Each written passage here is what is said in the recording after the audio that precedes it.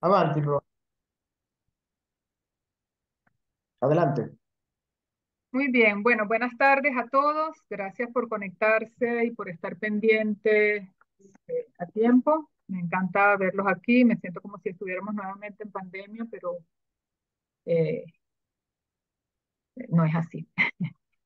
Estoy muy contenta hoy porque vamos a tener al profesor Juan Miguel Rossi. Él es profesor de la universidad. Varios de ustedes seguramente lo conocen. Y además de ser profesor de italiano, es también un historiador muy apasionado de su materia, por lo cual le invité y él gentilmente accedió a darnos una clase sobre la Segunda Guerra Mundial, que es uno de sus temas de interés justamente.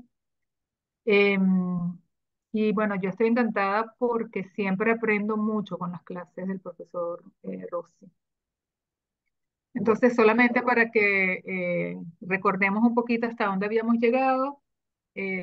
Habíamos llegado hasta el Risorgimento y ahora vamos a dar un gran salto. El Risorgimento va a servir para que efectivamente se una Italia bajo una misma bandera finalmente, después de, bueno, muchísimo trabajo. Eh, pero a pesar de estar bajo una misma bandera, no todo va a salir bien todo el tiempo. Y ahora veremos cómo una prueba de ello. Entonces, bueno, bienvenidos a todos, bienvenido profesor Juan Rossi, encantada de tenerlo nuevamente en clase. Muchísimas gracias por venir a contarnos sobre la Segunda Guerra Mundial y la clase es suya. muchísimas gracias, profesor. Hacer participar en estas iniciativas tan interesantes que usted lleva a cabo en todas las materias que usted imparte en la universidad, no solamente en cultura italiana, como todos sabemos, la profesora Elisabetta es una persona que posee una gran cultura, aparte de ser profesora de lengua y cultura italiana, también es profesora de lengua y cultura japonesa y de una materia que se ofrecerá a partir del próximo trimestre, a partir de septiembre, que es lengua y cultura china. La China es un país que posee una amplia tradición cultural, una amplia tradición histórica, y bueno, creo que esa materia será sencillamente un éxito bajo la batuta de la profesora Elizabeth. Bien, comienzo, señores. Hablar de Italia en la Segunda Guerra Mundial es hablar un poco del fascismo, es hablar un poco de Benito Mussolini, hablar un poco del rey Vittorio Emanuele III y hablar de un país, Italia, que había salido vencedor de la Primera Guerra Mundial debido a una alianza que en un último momento, hacia el año de 1914, este país firmó con los países que combatían al eje del Imperio Austrohúngaro o húngaro y Alemania. Italia salió vencedora de esa confrontación y de alguna manera recuperó territorios que estaban bajo la dominación austríaca. Entre estos territorios podríamos mencionar la región del Véneto, donde se encuentra la ciudad de Venecia, que en ese momento era parte del Imperio Austrohúngaro.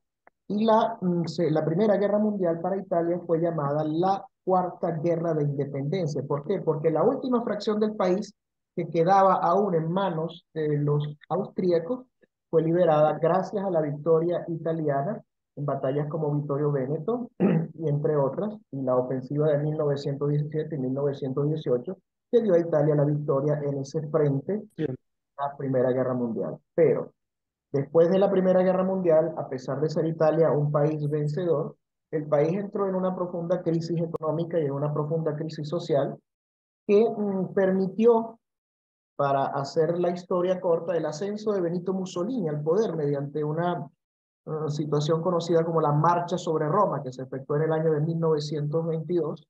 Y esta marcha de Mussolini al poder, esta marcha de Mussolini hacia Roma, provocó un gran miedo, provocó un gran temor entre los parlamentarios italianos y específicamente entre todos aquellos que formaban parte del gobierno italiano, y el rey Vittorio Emanuele III decidió darle a Mussolini el encargo de formar gobierno. Y es aquí donde inicia ese calvario que fue la participación de Italia en todos los acontecimientos que desembocaron en la Segunda Guerra Mundial para el año de 1939 y en la, digamos, errónea alianza que Mussolini selló con Hitler. Benito Mussolini era, digamos, el líder absoluto de Italia, lo fue durante 21 años, desde 1922 hasta 1943, y fue el hombre que inspiró a Hitler para crear el movimiento nacional socialista. Posteriormente se conocería como Partido Nacional Socialista Obrero Alemán, con el cual llegó al poder en 1933, y bueno, es una historia que creo que todos más o menos conocen.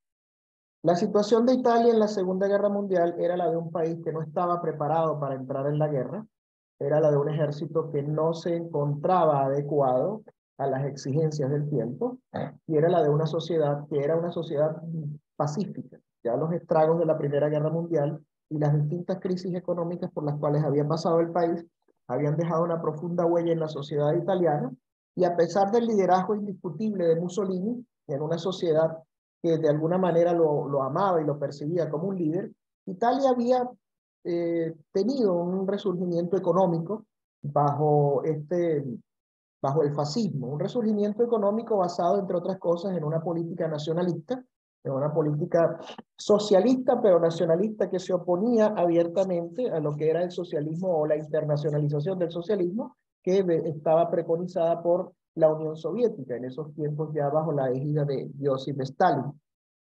Italia entra básicamente en la Segunda Guerra Mundial arrastrada por las circunstancias, arrastrada por la ambición de Mussolini, que quería emular las rápidas conquistas que había obtenido el ejército alemán. El ejército alemán, entre otros, formado por la Wehrmacht, la infantería, había conquistado Polonia en 3 semanas, del 1 de septiembre al 21 de septiembre de 1939, 21-22 de septiembre de 1939, la fecha en la cual cayó Varsovia. Conquistó en una guerra relámpago a Francia, derrotó al ejército francés y al ejército británico juntos en una campaña relámpago en el año de 1940, y esto creó un temor tremendo en toda Europa, y sobre todo en Inglaterra, que para aquel tiempo estaba liderada por Winston Churchill. Mussolini, ante estos éxitos clamorosos del ejército alemán en Francia y en Polonia, y también en Bélgica y en Holanda, decide llevar a cabo su propia guerra, decide llevar a cabo sus propias conquistas, con un ejército que, como dije hace unos minutos, no estaba preparado, con una marina que no estaba preparada, que poseía barcos muy viejos, y con una fuerza aérea que no estaba a la altura de la fuerza aérea alemana, ni siquiera en un 30%. Se llevan a cabo movimientos militares por parte de los ejércitos italianos en la península de los Balcanes, en Albania y en Grecia, y en estas tres situaciones el fracaso italiano, después de avances rápidos durante las primeras semanas, es total, porque la contraofensiva de los ejércitos griego, albanés y de Yugoslavia es tan fuerte, es tan decidida, que el ejército italiano se ve obligado a retroceder. Y para evitar el desastre, Mussolini se vio obligado a pedir ayuda a Adolfo Hitler, y es aquí donde ocurre la intervención alemana en los Balcanes, la intervención alemana en Grecia y la intervención alemana en Albania. Se lleva a cabo, ¿por qué? Porque Hitler no quería que su aliado, Benito Mussolini, y quien había sido su ídolo de juventud también, hiciese el ridículo con un ejército que no estaba preparado para afrontar los rigores de una guerra, y es acá donde el ejército alemán interviene en estos tres teatros y, por supuesto, rápidamente lleva a cabo las conquistas que el ejército italiano no pudo completar, y ocupa la península de los Balcanes, ocupa Grecia, ocupa Albania y ocupa la isla de Creta, entre otras, y que será posteriormente una base de submarinos alemanes para el teatro del Mediterráneo. Lo cierto es que ante esta situación de debilidad, prácticamente Italia queda en manos de Alemania desde el punto de vista político. Esto sucede en el año de 1941, estos desastres italianos suceden en el año de 1941, poco antes de una fecha que es considerada la fecha clave de la Segunda Guerra Mundial. Muchos dirán que quizás las fechas claves de la Segunda Guerra Mundial son el 9 de diciembre de 1941, por el ataque de la Fuerza Aérea Japonesa, o de la Fuerza, digamos, aérea de la Marina japonesa a la base naval de Pearl Harbor en las islas de Hawái, o algunos dirán que es probablemente el 6 de junio de 1944, por el desembarco de los efectivos británicos, canadienses, americanos y de muchas nacionalidades en Normandía, que dio prácticamente, fue el inicio del fin de la Segunda Guerra Mundial. Pero hay que tomar en cuenta otro aniversario que ocurrió recientemente, y me refiero al 22 de junio de 1941. ¿Qué sucede el 22 de junio de 1941? Es el día en el cual 150 divisiones del ejército alemán, estamos hablando de casi 2.400.000 hombres, con aliados italianos, rumanos y húngaros, invade la Unión Soviética. Este es quizás el verdadero punto de inflexión de la Segunda Guerra Mundial. ¿Y por qué digo esto? La ambición de Mussolini llevó al ejército italiano a desplazarse a teatros de batalla y a frentes para iniciar conquistas para las cuales no estaba preparada, y esto obliga a Hitler a desviar tropas que estaban destinadas a la invasión de la Unión Soviética para ayudar al ejército italiano y recuperar las posiciones perdidas. La invasión de la Unión Soviética estaba originalmente planeada para el mes de abril o mayo, para los meses de abril o mayo de 1941, y la actitud de Mussolini, su terquedad, llevó a cabo yo diría que para bien de la humanidad, hizo que sucediese este movimiento de tropas de Hitler que fueron destinadas a cubrir las posiciones del ejército italiano en Yugoslavia, en Grecia y en Albania, y gracias a esto se retrasó la fecha de invasión de la Unión Soviética y las tropas alemanas entraron en el territorio soviético desde el río Oder en Polonia y desde otros frentes la madrugada del 22 de junio de 1941. Como dije en un principio, y esto concierne a Italia, había un ejército de por lo menos 400.000 hombres que se llamaba la Armil, Armata Italiana en Rusia, que fue el cuerpo de ejército que Benito Mussolini envió a esa guerra con la Unión Soviética a apoyar al ejército alemán. Hay historias muy tenebrosas de lo que sucedió con el ejército italiano en Rusia, pero es parte de otra historia. Lo cierto es que Italia, ante esta situación, queda debilitada políticamente y prácticamente se vuelve un títere de Alemania. Hasta tal punto que el ejército italiano intentó también hacer algunas conquistas en el norte de África.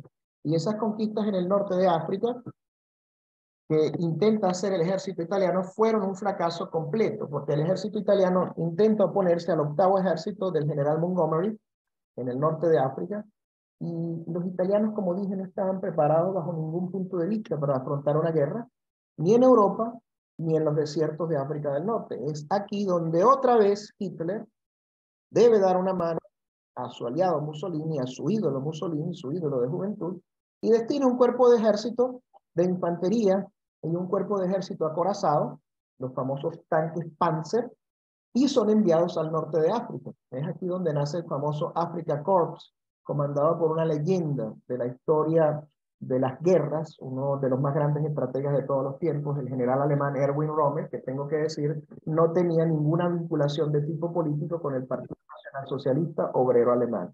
También en este frente, Italia recibe ayuda del ejército alemán, y es un frente que gracias a la intervención alemana se logra mantener hasta 1943, cuando ya completamente desgastadas las tropas alemanas son vencidas por los ejércitos británicos y americanos. Ya en ese momento había presencia de tropas americanas en el norte de África, y aquí sucede un punto de inflexión o otro punto de inflexión en la guerra, que es el pasaggio, se dice en italiano, o el paso de las tropas británicas y de las tropas americanas, de las tropas de Estados Unidos del norte de África, hacia Europa a través de Sicilia. Esto sucede en el año de 1943, y acá sucede el derrocamiento de Benito Mussolini por parte de lo que era conocido como el Gran Consejo Fascista, que él mismo había creado 21 años antes para gobernar el país. Mussolini es depuesto por este Gran Consejo Fascista y es arrestado por orden del rey Vittorio Emanuel III, y es puesto en prisión, llevado a una prisión Apennino Central, italiano, en la actual región de Abruzzo, lo que se conoce como el Gran Sasso de Italia. Pero una vez más, Hitler acude a ayudar a Mussolini, y una intervención de un comando de paracaidistas alemanes rescata a Mussolini de su prisión y lo lleva al norte de Italia. Este acto hace que Italia quede dividida en dos, la nación queda dividida en dos.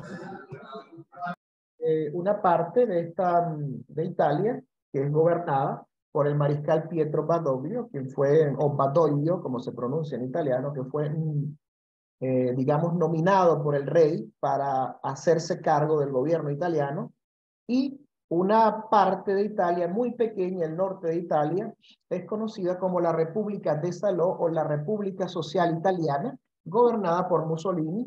Era sin duda un gobierno títere, un gobierno fantoche al servicio de Alemania. Esto sucede en el año de 1943.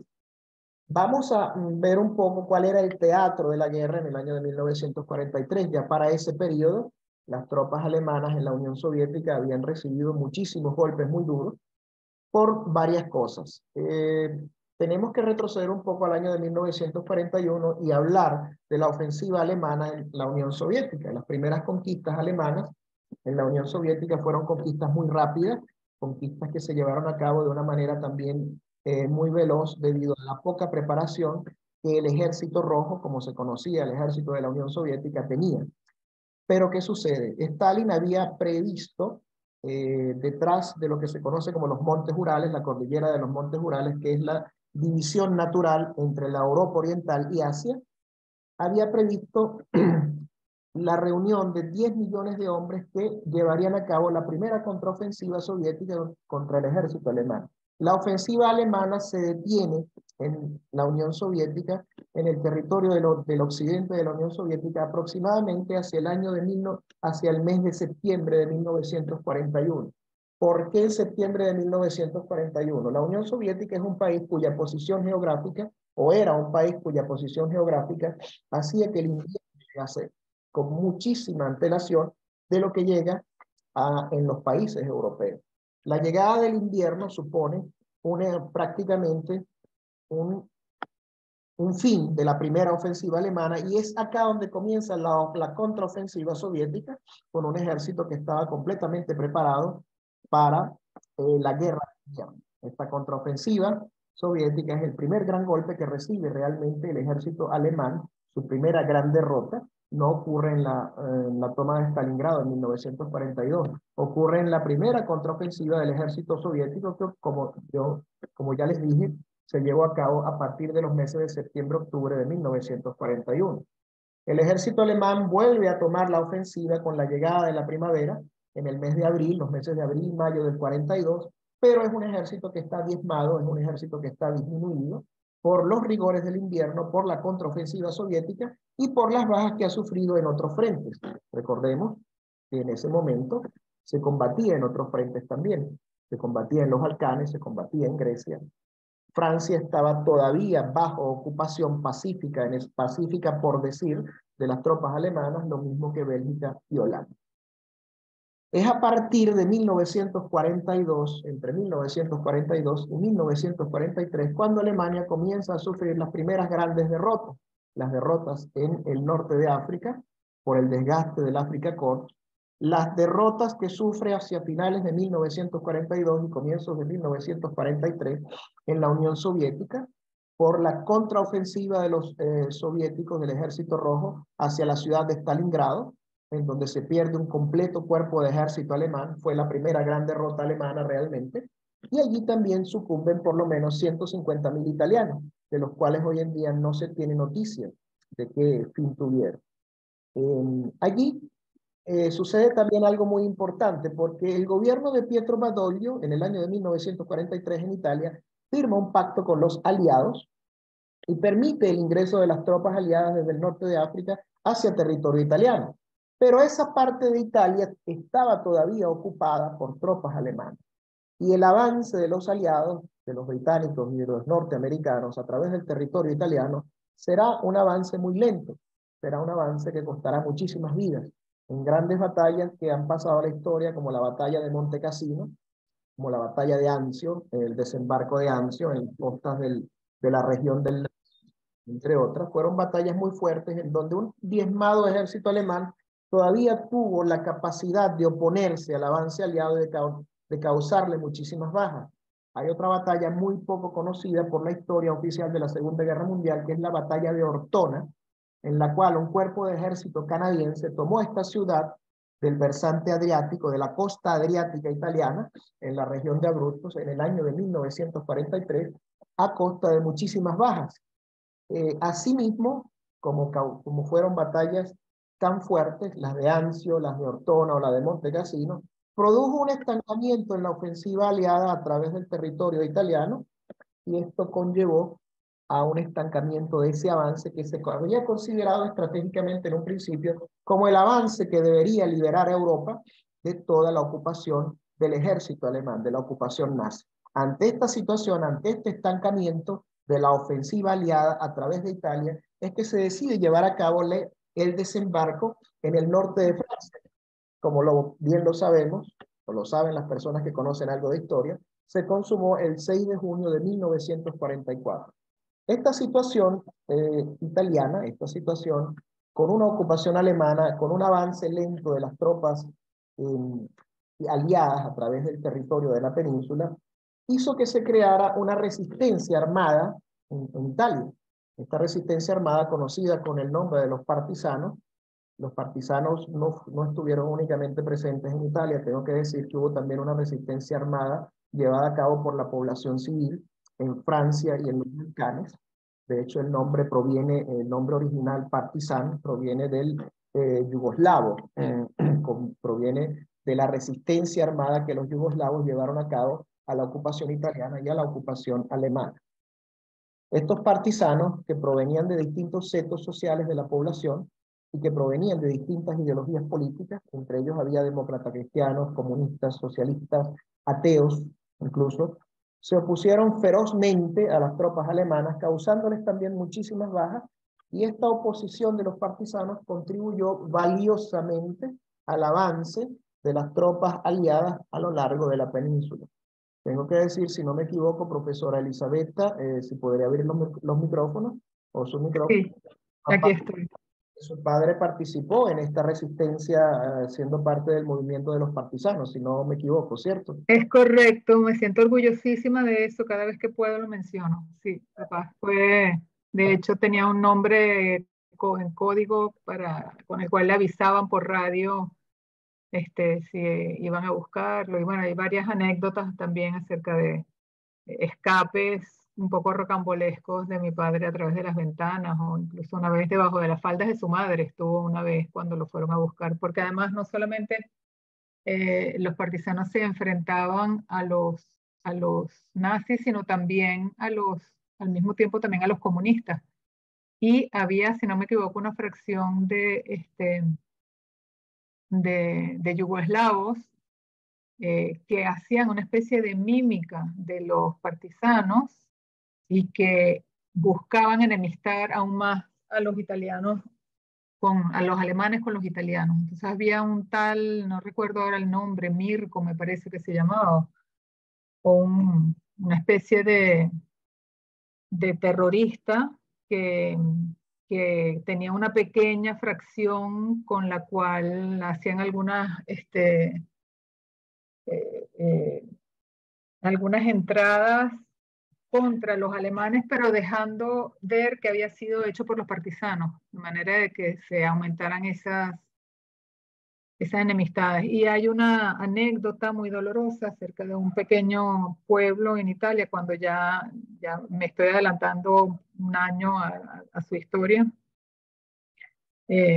cuando ya se estaban retirando las tropas alemanas, esto estamos hablando del norte de Italia, quedaba un pobre militarcito rezagado, el último de la fila después de todo el convoy, que iba en bicicleta.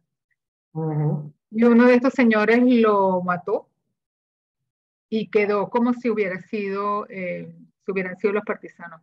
Y eso, por supuesto, llevó a una acción de retaliación en el cual, como decían los alemanes, 10 por 1, o sea, 10 italianos por un alemán. Y finalmente asesinaron a 12, incluyendo una muchachita perdón, 14, incluyendo una muchachita de 12 años. Me conmovió mucho esta historia porque el año pasado estuve en Italia y estuve en ese pueblo, se ven todavía el lugar donde fueron fusilados estos civiles que no tenían realmente ninguna culpa después de haber subido el yugo de los alemanes todavía tuvieron que ser víctimas de esta venganza completamente absurda. Mm. Pero las tropas alemanas, tengo que decir, cuando iban en retirada hacia el norte de Italia, prácticamente arrasaron poblaciones enteras. Ujú. Perdieron prácticamente a todos los hombres, ¿no? Fueron fusilados. Estamos hablando de quizás 5 o 6 mil muertos, no se ha terminado de contabilizar. Creo que es una cosa que nunca se terminará de hacer, eh, contabilizar la cantidad de personas que fueron asesinadas de esta manera por los nazis en fuga, ¿no? Ya ante Mm. el avance de las tropas aliadas que lentamente fueron llegando del sur al centro y después del centro al centro norte y después al norte de Italia. Ante esta situación, prácticamente de las tropas en retirada, Alemania ya se encontraba hacia el finales de 1943 y 1944 en una situación completamente desesperada. Se dice que prácticamente había más de 1.500.000 soldados alemanes que habían perecido en la Unión Soviética. Ya las tropas alemanas habían perdido prácticamente todas las posiciones que habían ganado 3 años antes. Ciudades como Leningrado o Stalingrado, que habían sido sitiadas durante mucho tiempo, ya habían sido prácticamente liberadas por la tercera contraofensiva del Ejército Rojo. E Italia, como dije, había dejado, si dejó 150.000 muertos nada más en Stalingrado, en ese momento ya había dejado quizás unos 200.000 muertos en territorio soviético por esta aventura, por esta loca aventura de Mussolini de querer acompañar a Hitler en su deseo de invadir la Unión Soviética. Lo cierto es que Italia prácticamente para finales del año de 1944 se encuentra prácticamente liberada de la presencia nazi. Solamente quedan pequeños reductos en el norte, muy fuertes todavía y que opusieron muchísima resistencia. Lo cierto es que llegamos ya al año de 1945 para ahorrarles un poco una serie de aspectos históricos no tan importantes que representa esta charla.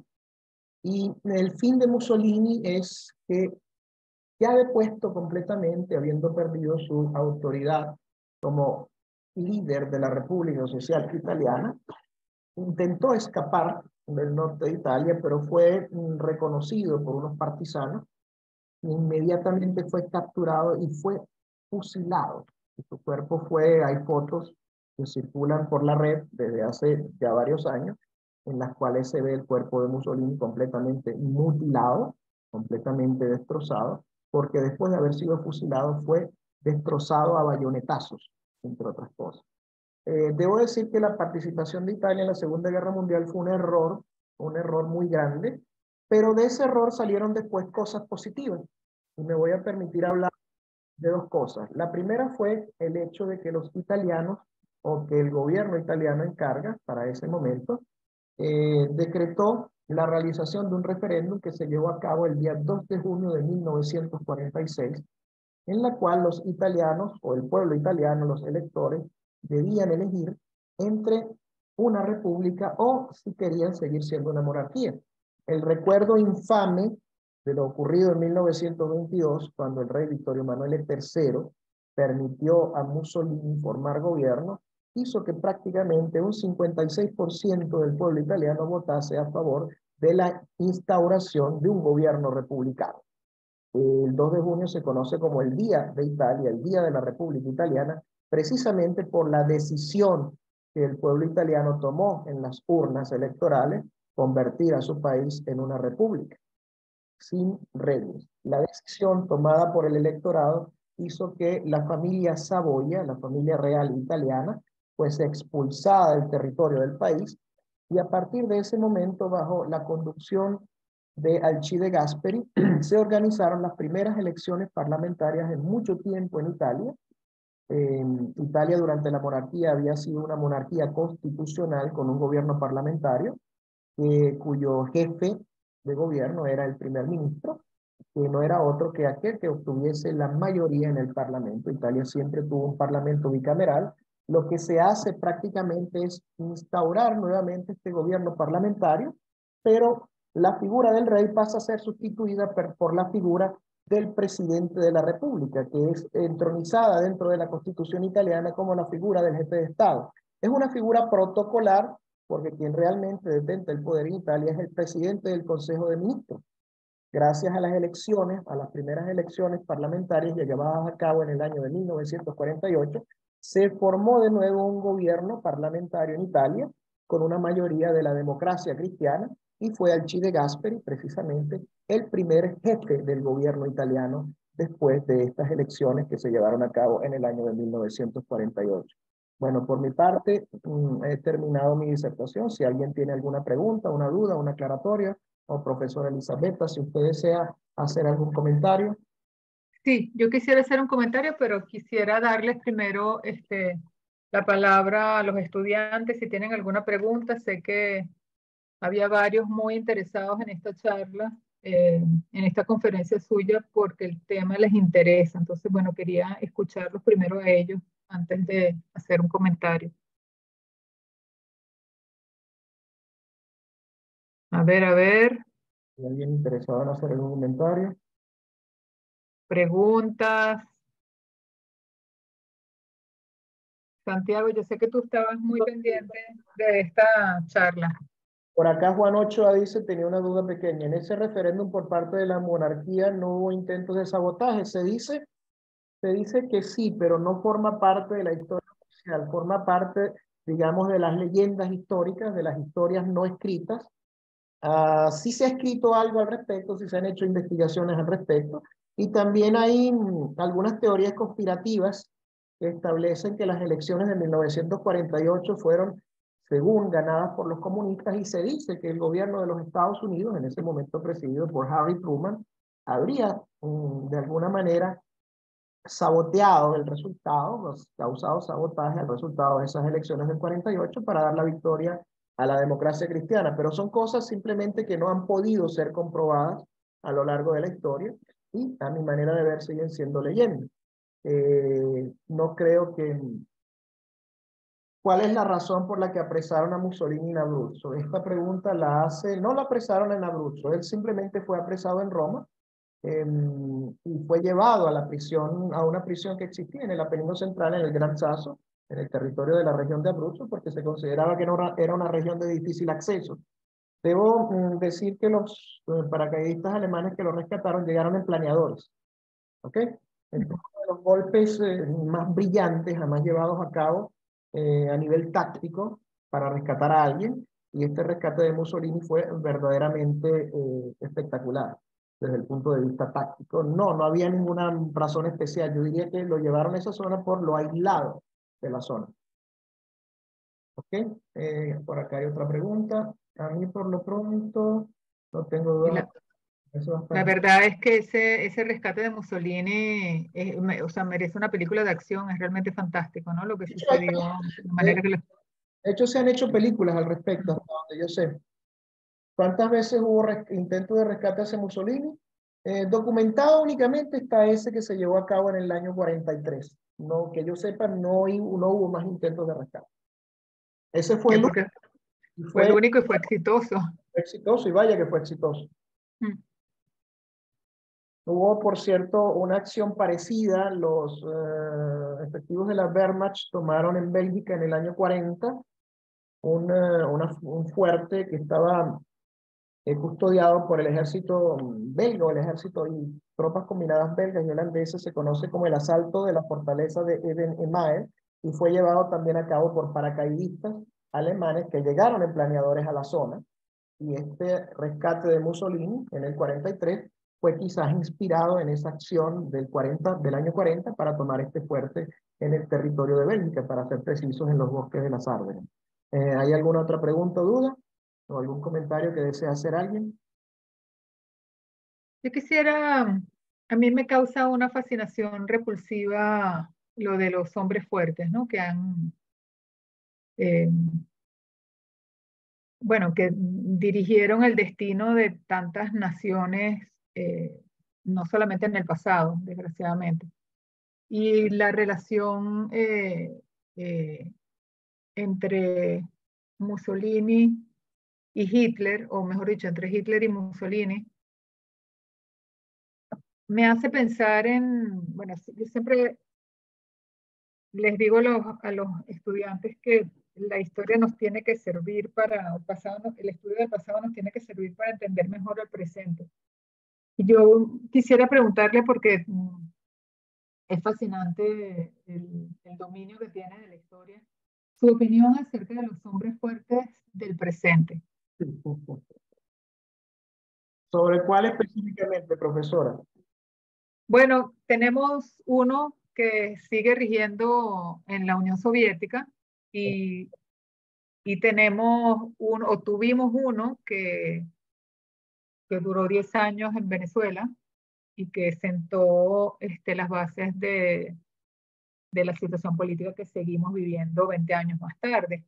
Entonces, sin entrar en polémicas políticas, me pregunto si se puede hacer algún tipo de reflexión sobre, a partir de la historia. Bueno, voy a tratar de establecer una comparación.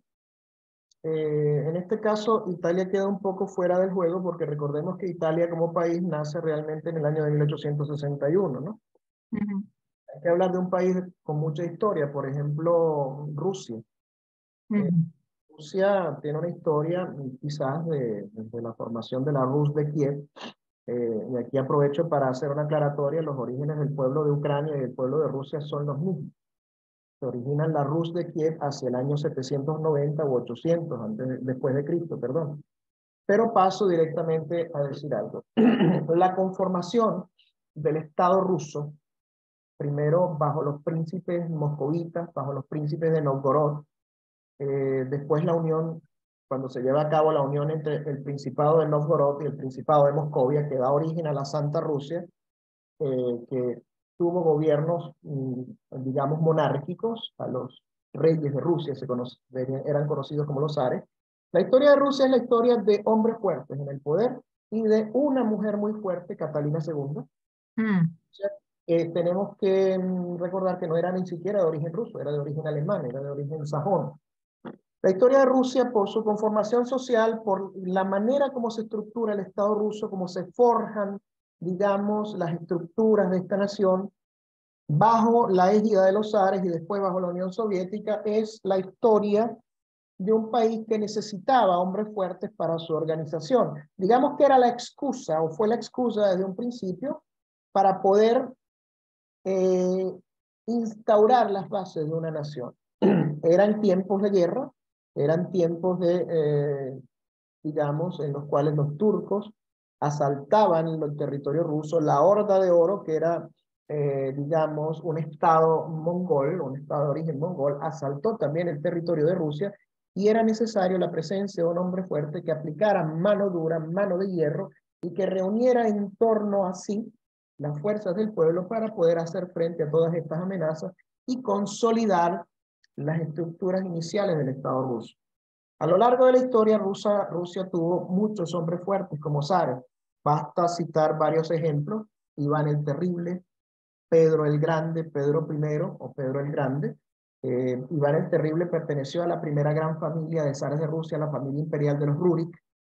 Pedro I, Pedro el Grande, perteneció a la familia Romanov, digamos, en la familia que realmente gobernó Rusia durante mayor tiempo. Eh, Hablamos, por ejemplo, de Alejandro I, el zar que derrotó a Napoleón en la guerra entre las tropas francesas y, bueno, de la coalición de tropas que Napoleón llevó a Rusia en 1811, el zar Nicolás II, la zarina Catalina II, conocida quizás por ser la que tuvo una política de mayor ambición y expansión territorial junto con Pedro el Grande o Pedro I.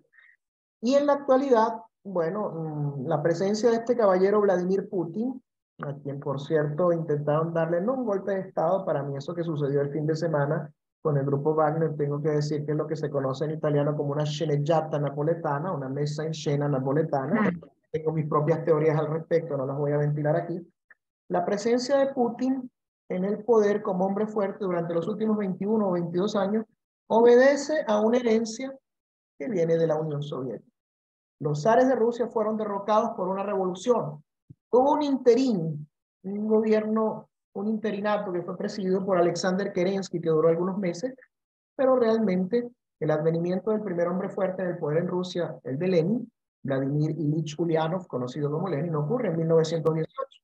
Posteriormente, Lenin muere de una falla masiva en el cerebro en 1923, 1924, y el poder es tomado nada más y nada menos por Josip Vissarionovich Yugashvili, conocido como Joseph Stalin. Él mismo se consiguió este sobrenombre, este apodo Stalin, que en ruso significa acero.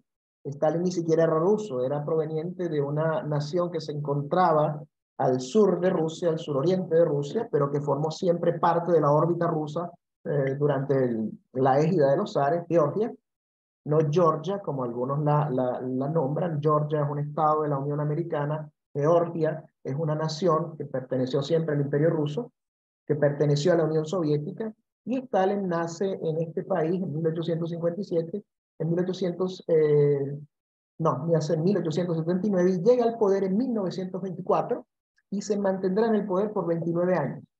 Después de Stalin, a su muerte, ocurre dentro de la Unión Soviética un proceso de desestalinización. Stalin muere aparentemente también por una falla cerebral, aparentemente digo porque hay teorías que establecen que fue asesinado, que fue quitado del poder, porque ya la Unión Soviética estaba cansado de él, y se coloca en el poder a Khrushchev, a Nikita Khrushchev, que fue durante 10 años el hombre fuerte de Rusia, de 1953 a 1963, cuando fue defenestrado por la misma cúpula del Partido Comunista Ruso, porque consideraba que se estaba occidentalizando demasiado, y lo defenestra también por haber fracasado en aquella famosa puja con el gobierno de John Fitzgerald Kennedy con lo que se refiere a la crisis de los misiles cubanos en 1961. Después de Khrushchev llega al poder Leonid Brezhnev, que se mantuvo como líder indiscutible de la Unión Soviética hasta el año de 1982. Entonces, la historia de Rusia es la historia de hombres fuertes que eran necesarios para consolidar el poder, para aglutinar a las masas a su alrededor, y estos hombres fuertes se convirtieron a la vez en personalización de lo que era el Estado ruso. El zar era el representante de la Santa Rusia, y una vez derrocado el régimen zarista en 1918, con el asesinato de toda la familia del zar Nicolás II Romanov, y de sus hijos, de su esposa y con el advenimiento de los gobiernos comunistas, fue necesaria la figura de un líder que representara los ideales del Partido Comunista, que era el que gobernaba en ese momento, ya no Rusia, sino toda la Unión Soviética, porque recordamos que la Unión Soviética fue una unión de 15 repúblicas que siempre formaron de alguna manera parte, como dije, de la órbita rusa durante los gobiernos zaristas, pero siempre la historia de Rusia ha estado ligada a la presencia de hombres fuertes, siempre ha estado ligada a la presencia de alguien que detenta el poder durante un periodo muy largo de tiempo. En cuanto a la realidad venezolana, también la historia de Venezuela ha estado ligada a la del hombre fuerte o a la del gran elector. En la República de Venezuela nace como tal después de su separación de la República de Colombia en 1830. En los primeros años de su historia, el gran elector o hombre fuerte de esa República de Venezuela fue indiscutiblemente José Antonio Páez. Hubo otros personajes como el presidente, como el general Carlos Sublet, que fue también presidente de Venezuela en 2 ocasiones.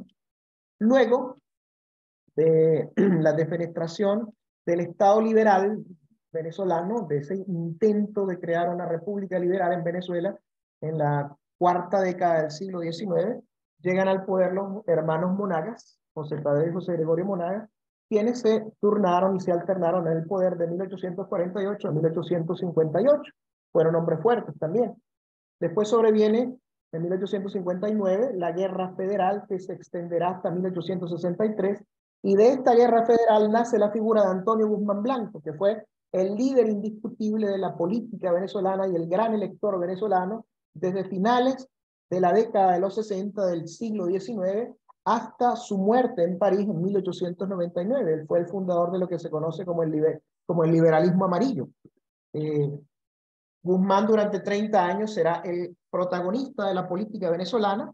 Si ven, hubo otros líderes como el general Joaquín Crespo, que fue el continuador, digamos, de ese liberalismo amarillo, y fue un líder que de alguna manera dependió siempre de todo lo que Guzmán Blanco hizo por él. No fue un líder que calzó sus botines. Llegamos a 1899, se produce la Revolución Liberal Restauradora, la invasión de Cipriano Castro y Juan Vicente Gómez, quienes invaden el país con 16 hombres, imagínense ustedes, desde territorio colombiano, y llegan a Caracas unos meses después de una brillante campaña llevada a cabo por Cipriano Castro y por el que era verdaderamente el estratega de esa, o fue el estratega de esa campaña, el general Juan Vicente Gómez. Tenemos a nuevamente un hombre fuerte instaurado en el poder, Cipriano Castro, que será el árbitro indiscutido de los destinos de Venezuela desde 1899 a 1908. Cipriano Castro se enferma, viaja al extranjero a operarse y Juan Vicente Gómez le da un golpe de Estado en ausencia y tendremos durante nada más y nada menos que 27 años en el poder a Juan Vicente Gómez desde 1908 a 1935. Es de hacer notar acá una cosa muy particular. En la historia oficial de Juan Vicente Gómez, su fecha de nacimiento y su fecha de muerte coinciden completamente o plenamente con la del libertador Simón Bolívar. Gómez, según la historia oficial, nace un 24 de julio y muere un 17 de diciembre. Esto es bastante discutible, debo decir. Posteriormente, a la muerte de Gómez, se suceden dos gobiernos, digamos, que intentaban deslastrar al país del gomecismo. Asume el poder después de la muerte de Juan Vicente Gómez el general Eleazar López Contreras, quien gobernará hasta 1941, y después el general Isaías Medina Angarita, quien gobernará hasta 1945. Estos señores llevaron a cabo gobiernos muy ecuánimes, gobiernos civiles, pero siempre dentro de una égida militar. Se buscaba lentamente llevar de nuevo al país a una normalidad. Ocurre un gran error histórico, a mi manera de ver, el derrocamiento del general Isaías Medina Angarita el 18 de octubre de 1945. Este golpe de Estado fue llevado a cabo por las tropas comandadas por el entonces teniente coronel Marcos Pérez Jiménez y las facciones de un partido político tradicional de Venezuela, Acción Democrática, liderado en aquel entonces por Rómulo Betancourt. Aquí se da inicio de nuevo a un periodo bastante oscuro de la historia de Venezuela. Primero lo que se conoce como el trienio Adeco, que durará de 1945 a 1948. Betancourt será presidente del país durante los dos primeros años. Se llama a elecciones a finales del año de 1947 y el ganador resulta el gran escritor Rómulo Gallegos, autor entre otros de Doña Bárbara y de Canaima, quien fue presidente de Venezuela hasta noviembre del año 48, cuando es derrocado por un golpe de Estado comandado por Marcos Evangelista Pérez Jiménez y por Carlos Delgado Chalbot. De nuevo tenemos la presencia de los hombres fuertes, de los militares en el poder, y este golpe de Estado abre un paréntesis de 10 años de gobiernos militares, el de Carlos Delgado Chalbot, el de Francisco Llovera Páez, y al final el de Marcos Pérez Jiménez de 1953 a 1958. A partir de 1958, Pérez Jiménez es derrocado el 23 de enero de 1958, se instaura una junta de gobierno presidida por el doctor Edgar Sanabria, posteriormente y primeramente por el contraalmirante Wolfgang Larrazábal. Se llama a elecciones a finales del 58, resulta ganador Rómulo Betancourt, y esto da inicio a un periodo de 40 años que muchos conocen como el periodo de los 40 años de la democracia. Otros, como el gran humanista e historiador Arturo Uslar, consideraban que esto no fue una democracia, que fue más bien un régimen de libertades públicas. No voy a entrar en detalle sobre estas consideraciones. Y posteriormente, en 1998, desgastado por enormes casos de corrupción, desgastado por, digamos, el desgaste de la propuesta política, llega a la palestra este caballero al que hizo mención la profesora Elizabeth, a quien no voy a nombrar, que gana las elecciones de diciembre de 1998 e inauguró un periodo histórico en el que ya llevamos prácticamente 24 años y de nuevo la figura del hombre fuerte retornó a la historia de Venezuela. Son países que de alguna manera necesitan de un caudillo, de un mesías de los nuevos tiempos, de un salvador de la patria que haga todo para salvar la república. Y esto sucede básicamente en países en donde el escaso nivel educativo y el escaso conocimiento de la política llevan a la ciudadanía a tomar decisiones erróneas. Cuando, digamos, los dictadores o fuertes llegan al poder por medio de un sistema electoral. En países como Rusia simplemente llegan al poder a través de golpes de Estado, a través de revoluciones o a través de un sistema político corrupto. Bien, con esto creo haber respondido a su pregunta, profesora Elizabeth. ¿Hay algo? Caramba, brillantemente nos dio una clase ya no de la historia italiana, sino de la historia italiana, la historia rusa y la historia venezolana. Tuvimos un 3 por 1. Muchísimas gracias, profesor. Veo que aquí hay una nueva pregunta Ujú. acerca de cómo recibieron los italianos a los alemanes que entraron. A los italianos nunca, el pueblo italiano nunca vio la ocupación alemana como una ocupación justa. La vieron como una consecuencia de los errores de Mussolini. Decir que Italia quería ser ocupada por los alemanes sería una entelequia completamente. Aquí no podemos hablar de una aceptación por parte del pueblo italiano, digamos, de buena gana, de buena manera de esta ocupación militar alemana. Pero se lleva a cabo esta ocupación porque simplemente Alemania necesitaba parar el avance de las tropas aliadas que habían invadido Italia desde África, es todo. Pero decir que el pueblo italiano vio de buena gana esta ocupación alemana es absurdo. Es completamente absurdo y yo diría que es una gran mentira. Si hay algún historiador que sostiene este punto de vista, completamente sesgado. Sí, es precisamente por eso, Santiago, que esta resistencia a favor de los aliados creció.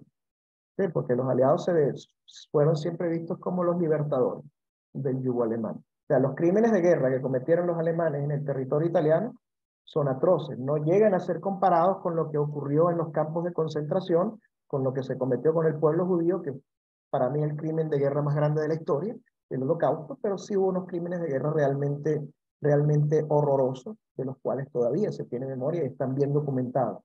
Hay bastante literatura al respecto. Tengo que decir también que algunos generales italianos, por su actuación y represión de la población civil en los Balcanes, fueron juzgados por crímenes de guerra. Hay también generales italianos que fueron juzgados por crímenes de guerra, y estos juicios que se llevaron a cabo a estos generales italianos no son tan famosos como los juicios de Nuremberg, pero sí son juicios que forman parte de la historia y se encuentran bien documentados. ¿Alguna otra pregunta o duda? Profesor, ¿algún comentario? No, yo estoy sumamente agradecida por esta disertación tan completa y profunda que ha hecho. Yo espero que el estudio de la historia, que bueno, que no atañe estrictamente a la materia de la cultura italiana, pero eh, sirva también de vista a lo que puede ser la vida política de los jóvenes en este país, ¿no? Bueno, la historia para mí es la gran maestra de las sociedades y un pueblo que no conoce su historia siempre está destinado a repetir los errores del pasado. Exactamente. Bueno, muchachos, si no hay ninguna... Ah, aquí hay otra pregunta. ¿Razón acerca de qué? ¿Quién pregunta? Dice, lo que me da tristeza es que muchos capturados del lado de los soviéticos fueron tratados peor de lo que los alemanes trataban a sus prisioneros perseguidos. Bueno, tengo que decir una cosa, que las tropas alemanas, por lo menos en Ucrania, sí fueron vistas como tropas libertadoras, porque el régimen ruso, el régimen soviético no es precisamente, o históricamente todos sabemos que el régimen soviético quizás sea incluso peor que el régimen alemán en muchos aspectos. Y los dos más grandes criminales de la historia, a mi juicio, los tres más grandes criminales de la historia han sido Adolfo Hitler, Joseph Stalin y Mao Zedong.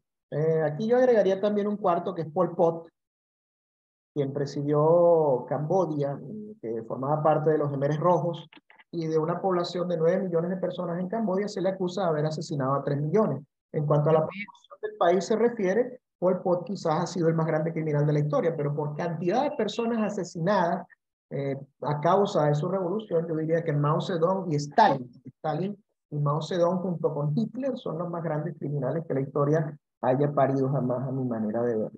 Eh, bueno, injusto, digamos que las cosas que han sucedido son las que han forjado el mundo que vivimos actualmente, para bien o para mal. Son cosas que han sucedido en las cuales no se puede hacer marcha atrás y creo que lo mejor que se puede hacer es investigarlas, documentarse acerca de ello para en el futuro intentar evitarlo.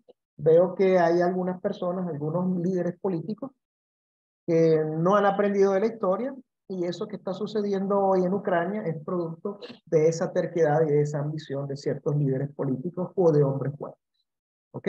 Bueno, para mí es todo, profe. Gracias por la invitación, gracias al auditorio. Esta conferencia ha sido grabada y bueno, yo se la haré llegar a la profesora Elisabetta en su momento. Muchísimas gracias y buenas tardes a todos. Buenas tardes, profe. Buenas tardes, profe. Muchísimas gracias. Muy agradecida y bueno, sé que va a tener buenos frutos esta conversación.